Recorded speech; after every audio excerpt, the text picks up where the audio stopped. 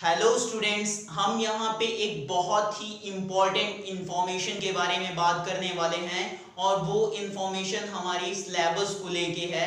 जैसा कि HRD minister ने बताया था, ये इंफॉर्मेशन दिया था कि हमारा 30% सिलेबस जो है वो रिड्यूस कर दिया गया है। तो उसको लेके कई स्टूडेंट्स के माइंड में ये क्वेश्चन चल रहा है कि कौन सा चैप्टर पढ़ें, कौन सा चैप्टर ना पढ़ें। तो उसको एकदम क्लियरली समझने के लिए हम यहाँ पे कुछ चीजें बताएंगे जिससे आपको ये क्लियर हो जाएगा कि ये चैप्टर पढ़ना है या इस चैप्टर का ये वाला पार्ट हमको पढ़ना है और ये वाला छोड़ देना है। तो आप यहाँ पे ध्यान से देखिएगा, मैं बता रहा हूं कि साइंस की बात अगर हम करें तो साइंस में जो हमारा डिलीटेड पोर्शन है वो ये सारा है। अगर हम फर्स्ट ऑफ ऑल केमिस्ट्री के पोर्शन को उठा के चलें तो ये सारी चीजें जो लिखी गई हैं ये आपको नहीं पढ़ना है। जिसमें जो नहीं पढ़ना है उसमें मेटल और नॉन मेटल वाला चैप्टर है। अब ऐसा नहीं है कि इसमें सारी चीजें हमको नहीं पढ़नी है, इसमें हमको बेसिक मेटलर्जिकल प्रोसेस जो होता है वो नहीं पढ़ना है, हमको कोरोजन और इसका जो प्रिवेंशन होता है वो हमको नहीं पढ़ना है। ठीक, उसके बाद जो हमारा चैप्टर है कार्बन और इट्स कंपाउंड्स वाला, उसमें हमको क्या चीज नहीं पढ़ना है, nomenclature of carbon compounds containing functional groups.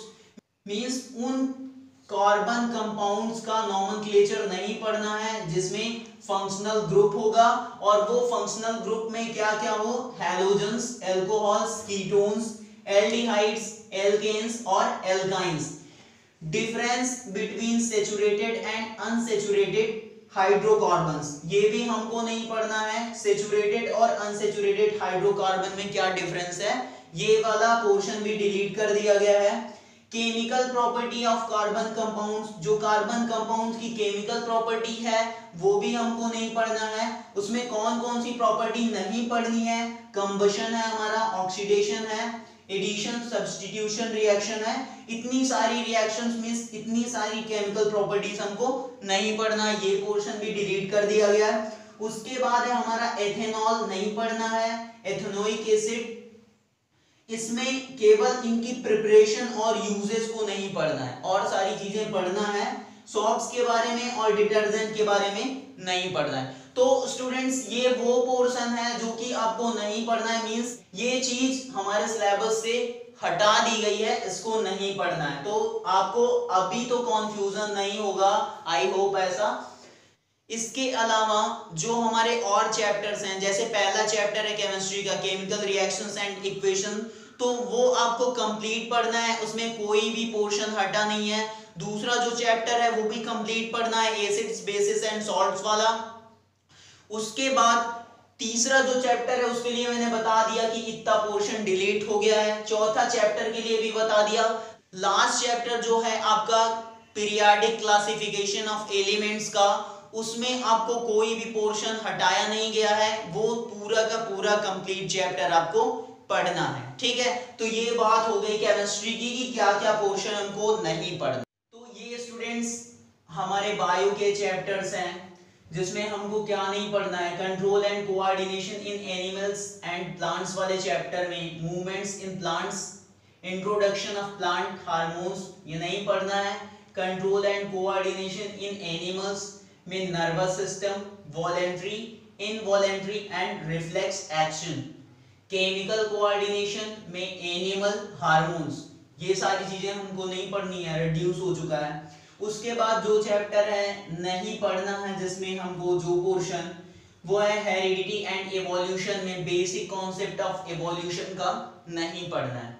उसके बाद सोर्सेस ऑफ एनर्जी वाला चैप्टर है, ये हमारा फिजिक्स का चैप्टर है, ये हमको नहीं पढ़ना है। Different forms of energy, conventional and non conventional sources of energy, fossil fuels, solar energy, biogas, wind, water and tidal energy, nuclear energy, renewable versus non renewable sources of energy, ये सारी चीजें हमको नहीं पढ़नी है। ठीक, इसके अलावा जो और हमारे बायो के चैप्टर्स हैं, लाइफ प्रोसेसेस हो गया, हाउ डू ऑर्गेनिजम्स रिप्रोड्यूस, तो ये सारी चीजें हमको पढ़नी है, ठीक है, केवल इतनी नहीं पढ़नी है। और ये वाला हमारा फिजिक्स का चैप्टर है, तो आप इसको फिजिक्स में काउंट करिएगा, ठीक है। ये वाला चैप्टर हमको नहीं पढ़ना है फिजिक्स के पोर्शन का, ठीक।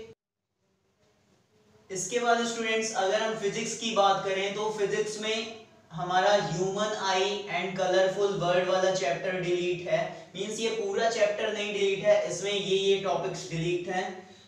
Functioning of a lens in human eye, defects of vision and their corrections, applications of spherical mirrors and lenses, ये टॉपिक्स केवल हटाए गए हैं और सारे टॉपिक्स हमारे हैं प्रिज्म से रिलेटेड, ये सारे टॉपिक्स हमारे हैं।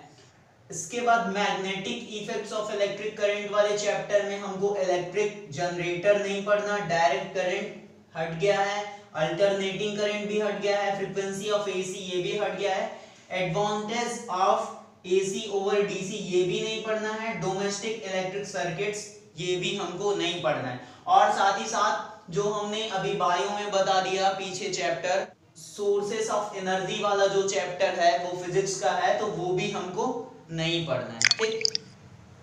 तो ये सारी चीजें हैं और आई होप कि अभी आपको कोई कंफ्यूजन नहीं होगा सिलेबस रिडक्शन को लेके कि कितना परसेंट सिलेबस रिड्यूस हुआ है, मींस कौन कौन सा टॉपिक आपको पढ़ना है साइंस में, कौन सा टॉपिक नहीं पढ़ना है। तो आई होप कि अभी आपको क्लियरली समझ में आ गया होगा कि क्या पढ़ना है क्या नहीं पढ़ना है, आपके माइंड से कंफ्यूजन दूर हो गई होगी, ठीक है।